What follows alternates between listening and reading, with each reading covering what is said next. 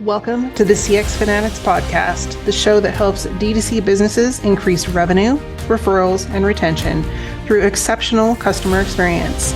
Tune in weekly for interviews, insights, and inspiration that will catapult not only your profits, but your growth. I'm your host, Elisa Connor. Let's get into the show. Hello, and welcome to this week's show. This is part 2 of our 3-part series. And we started last week with talking about customer experience before the sale. So if you missed that episode, I will link it up in the corner. I'm not sure which corner it will be for you. Video is weird that way. So this week we are talking about improving and strategizing customer experience during the sale. So if you missed last week's episode, you might want to start there, because if you don't, you might realize you're kind of halfway through the process, because this is definitely a process that you want to create and align your customers with. So really what we're going to talk about today is creating a flawless customer experience for our new customers so that they not only have a good experience with us to start with, but also continue to have a good experience so that they, 1, want to continue to buy from us, and 2, tell all their friends, family, and people that they know how wonderful we are, because that will bring us additional leads and customers without us having to do a bunch of work, money, or advertising, etc., to go get new leads. Okay, so we are going to dive into 3 different steps, because I like to make these easy and actionable, for you to implement excellent customer experience from the get-go. When somebody says, hello, yes, here's my credit card, give me your stuff, and let's not drop the ball. Let's make sure that we are walking them through the process. They know what expectations to have. And if they are waiting for something to come to them, either a physical product or they're waiting for something to show up in their inbox, that they know what to expect, when to expect it, and what to do next. Because a lot of times when people have buyer's remorse and they ask for a refund and things like that, it's because their customer experience with a company has been less than ideal. And so we want to ensure that we are getting off on the right foot with them, so that not only are they having a good experience with us as a first-time customer, but also that they continue to have a good experience with us, so that when we come out with the different offers and different products and different solutions down the line, they are ready to jump on board because they know what to expect from you as a business. So number 1, sometimes as business owners, selling can feel blucky. That's not a word. You can look it up, but you know what I mean. It doesn't feel good, and we don't like to do it. And so we sort of dance around the question, and we don't really get to the point, and we don't ask for the sale. And so I want to encourage you to not only ask for the sale, but also reframe your mindset about what it means to ask for the sale. And so this is something that I've had to do in my own business, and that I encourage my clients to do as well. And that is to look at your solution, and you're offering your solution to your potential customers and the people that are wanting to buy from you as a service. You are helping them solve a problem. And regardless of what type of business you have, if it's a product business, if you're in a wine club business, or you're in a service-based business, you are solving a problem. That is what you're in business to do. And if you're not looking at your business in that fashion, I want to challenge you to do so.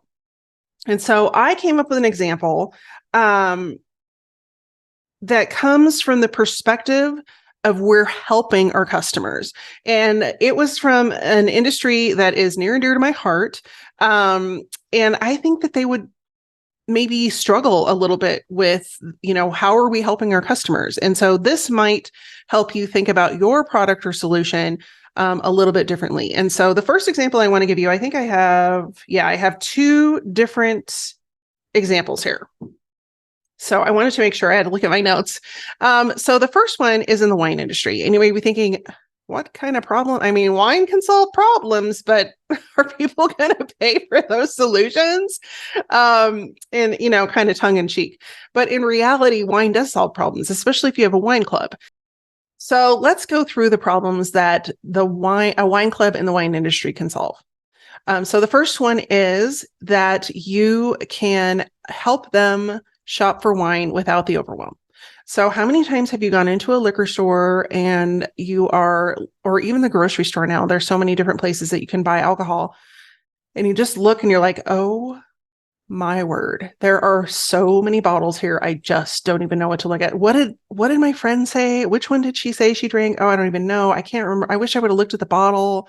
Then I would at least know what label I was looking for. And it can be super overwhelming, especially to somebody who is not a connoisseur of wine. Now, people enjoy certain types, but I've been in the position, and I'm sure other people have as well, where you get a wine and you're like, oh, it's a Pinot Grigio. I really like that. And then you get a different brand and you're like, oh, this one's not as good. Like, I wish I could remember the first one I had or whatever it is. Well, the wine club eliminates this because if they have a good experience with your brand in one way, shape, or form, they know what kind of quality and what kind of taste they are going to receive. And so you get rid of that whole like overwhelm of trying to figure out which wine is a good wine, which one. And then the worst is if you're serving the wine at an occasion, a birthday or holiday, or you have friends in town, you're like, oh, I got this wine. And then they try it and they're like, that's the worst. And then you're embarrassed. So you can help them avoid all of that. You can help them avoid the embarrassment, the overwhelm of choosing a wine, because here you are on a platter, here's your wine, and even better, you don't have to go get it. And this is probably the biggest reason that the biggest problem you're going to solve for people is that with a wine club, you are giving them back their time. They don't have to get in a car. They don't have to fight traffic. They don't have to go to the store, find a parking place.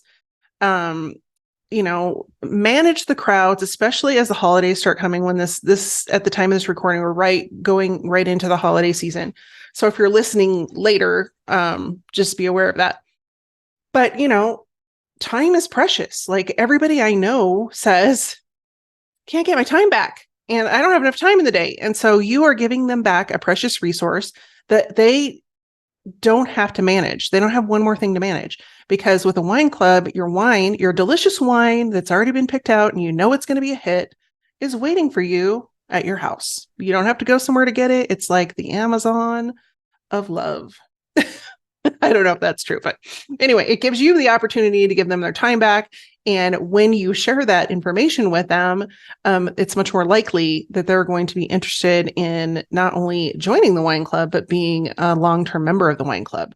So that's number 2. And number 3 is that they are always going to be prepared. How many times have you had like where you're invited to a party at the last minute and then you're like, oh, I got to go to the store and I got to get some wine because I want to have a hostess gift. Or you're like, oh, they asked us to bring wine, or people stop by and you're like, oh, I wish I had a glass of wine to offer you. And it's just nice to have good wine on hand and be prepared. And so if you're in a wine club, you not only have the wine to offer them, but that you have the story behind the wine. And sometimes that makes the wine even more delicious. So there's 3 problems that a wine club can solve: time, overwhelm from not knowing what to shop, and helping people be prepared for unexpected company, unexpected guests, or occasions where they need to either gift wine or have wine available to celebrate. So that is example number 1. Now, if you wanted to up level that experience of the wine club, you could also add in some extra things with your wine club. And I haven't seen other people do this yet, especially in a virtual capacity. I've seen this happen with different events and things like that. If you're a wine club member, you're invited to different events. But if you don't live locally to that winery, as you know, the wineries I know of are not necessarily around high populated areas.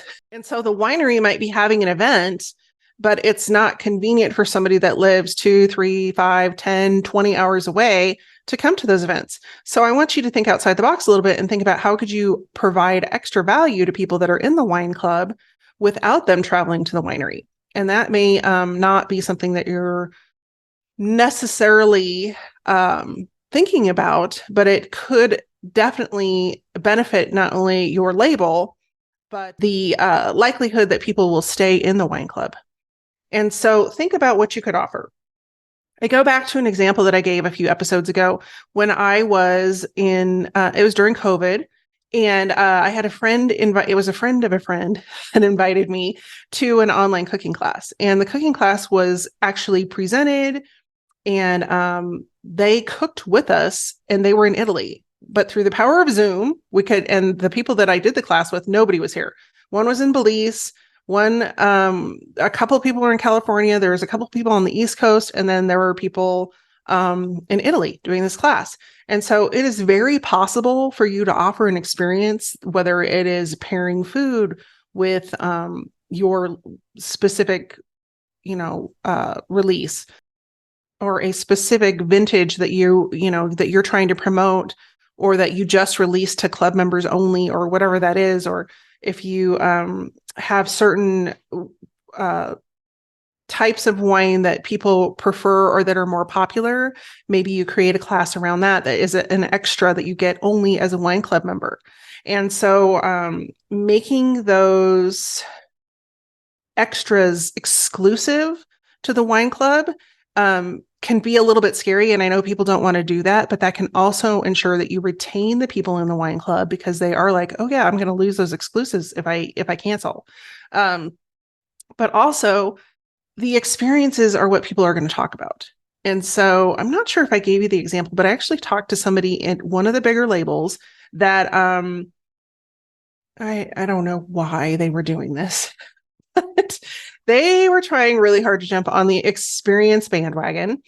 And unfortunately, when I heard what they were doing, I was like, I'm not really sure how that's growing the wine business. But they were offering excursions to the property where people could go and drive their ATVs around and check out the property. And at the end, I was like, well, are they buying wine? She's like, oh no, but they're coming for the excursions. And I'm like, that seems very counterproductive. And so when you're creating experiences, I want to implore you to think about the end game. And so many times in business, we get so focused on the sale that we're just like, oh, get the product out there in front of people, that we don't think about the end game. And people do this all the time with social media. They'll just be posting beautiful pictures and behind the scenes, whatever, and then they don't have a way for people to take the next step.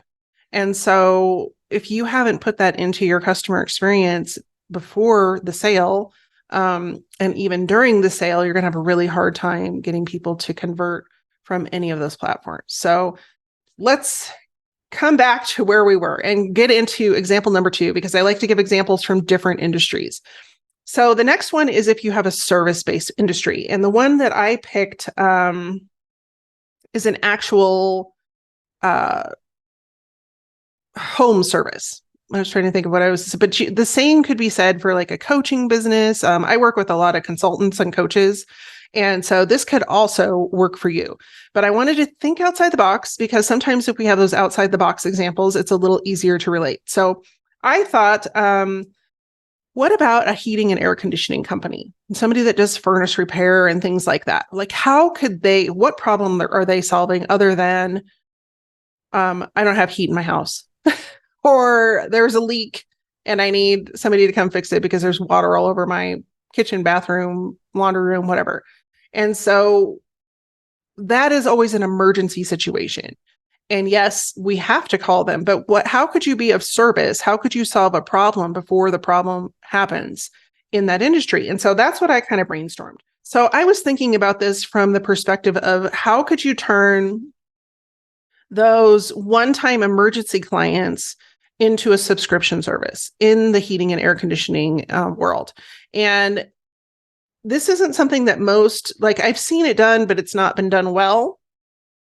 And so I was trying to think outside the box, like how could this be done well that people would actually be interested in subscribing to a more long-term or a long-term commitment with one of these companies.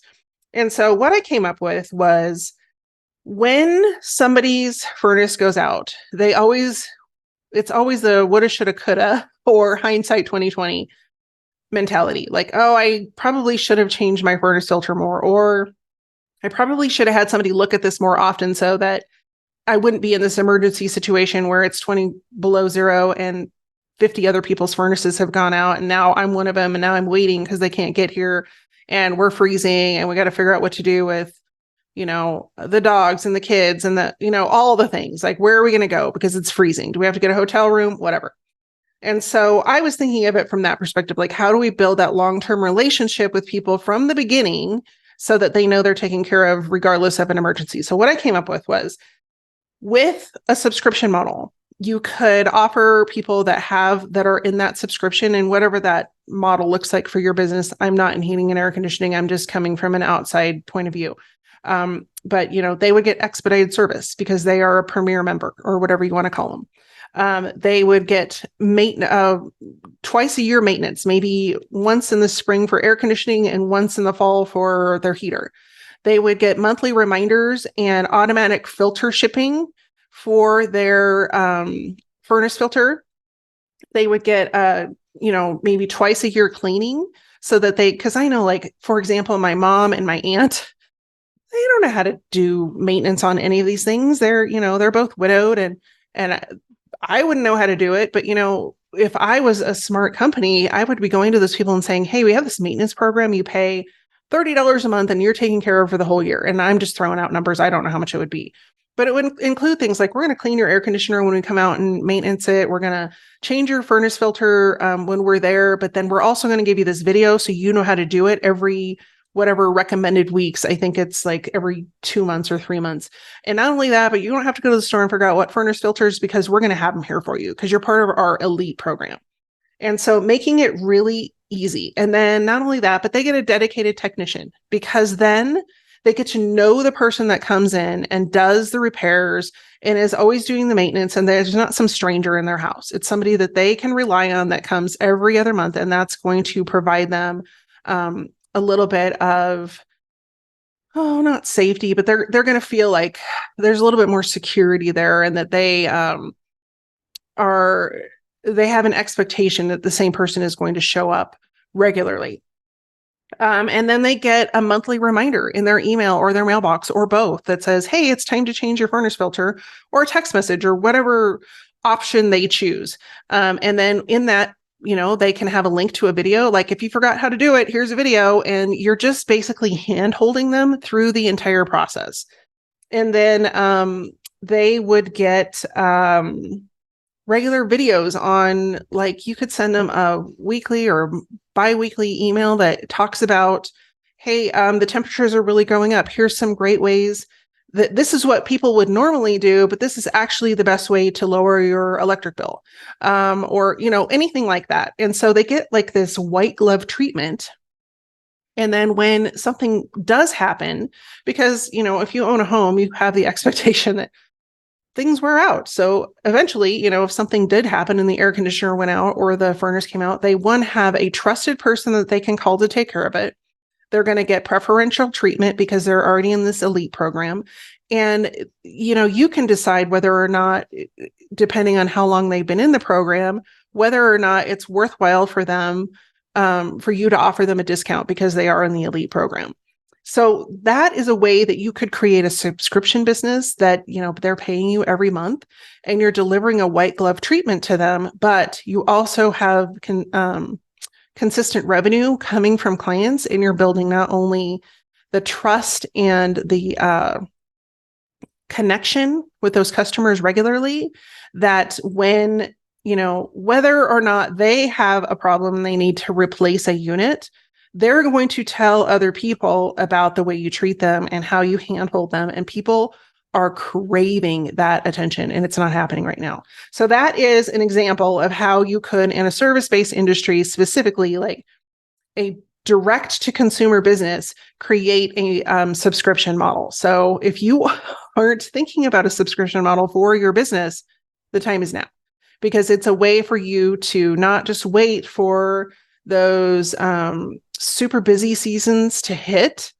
and you can ride the waves of business in a more comfortable fashion.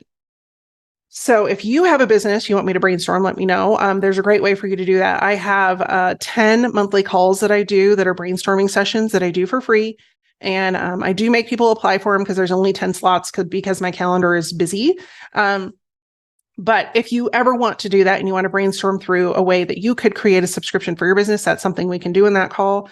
And the link for that is on my website everywhere. So you can just go to dtcgrowthclub.com and then hit the book or apply for a call, I think is the button.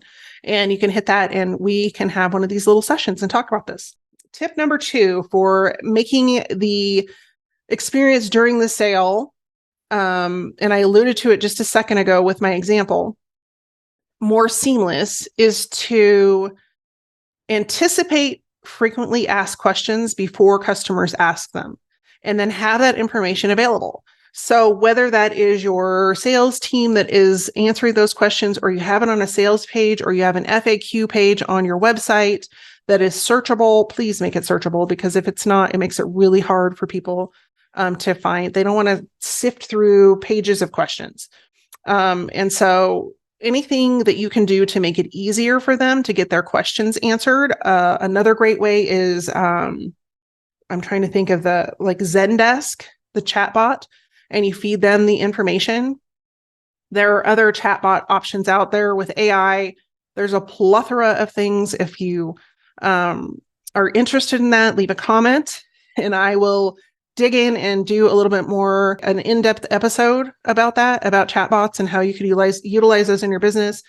I think the easiest ones to set up are the ones that go into Facebook or Instagram, but that could be a way for you to answer FAQs and get people information even before they ask, or to expand your team resources when you have a smaller team or you don't have somebody that's dedicated to answering those customer questions.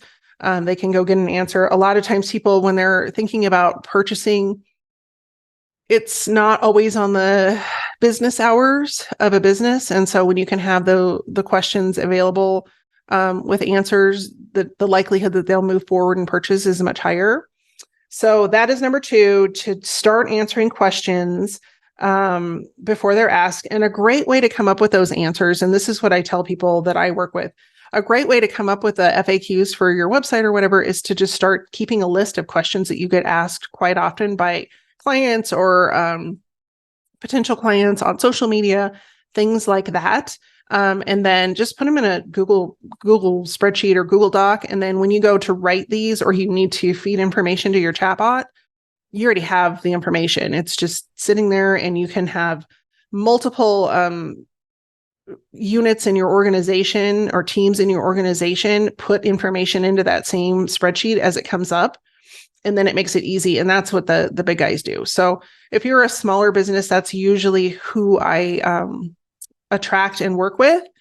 You have the potential to still play like one of the big guys without having all of the team and resources and things that a lot of those bigger organizations have.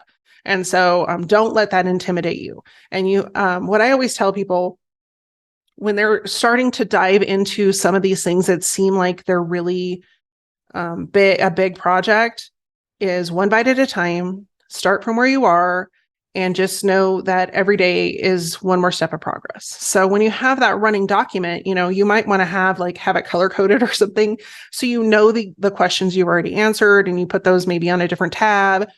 Or you somehow mark the ones that are the most asked. So if it's being asked again and again, then you need to address it somewhere. Because whether you have a chatbot or you're using social media or your website, it is a living, breathing organism, and it has to evolve with your business. And I think that's where people get into trouble, is they create a website and they're like, oh, it's done. Let's go. It's like, no, your business is still moving and growing. So that means everything that you do within your business organization needs to do the same. So with that being said, answering those frequently asked questions will make it'll make not only the sales process smoother, but it also makes it a lot easier for people to say yes when they're at that tipping point. If you make it difficult for them to go and search out information or find the answers that they're looking for, or whatever that might be, then the likelihood that they'll just say, it's not worth it, is much higher. And you've done so much work to get them to the almost yes or the yes position, that you don't want to throw that away with poor customer experience. So that is tip number 2, is to answer as many frequently asked questions, or as many questions as you can, and just start today. Start now, start answering those questions in whatever capacity you have available, whether that's just a page on your website, or even a social media post, like we get asked this all the time, this is what we think. And then, keep a record of that so that you can put it in multiple places. Because the sooner you can get the information out to people, the quicker that those questions get answered and that people will move forward with purchasing and be happier customers. And then the last point I have in here kind of goes back to not only the website, but social media piece, is that you need to make it really easy for people to say yes. And I can't tell you the number of social media accounts or websites I've been on where you have to hunt to figure out how to buy from somebody. Like there's no buy now button. You can't find the shop. You've got to call somebody. You're on the social media account and they've got like 17 links and you're like, what is all this? And it's like, it's so overwhelming to our human brains because it's not because let's just face it, we don't have the attention span for that. If you have more than 2 or 3 choices for links on anything that you're doing, go delete them because nobody's reading all that crap. And that is just straight up fact. Like people don't have the time for that.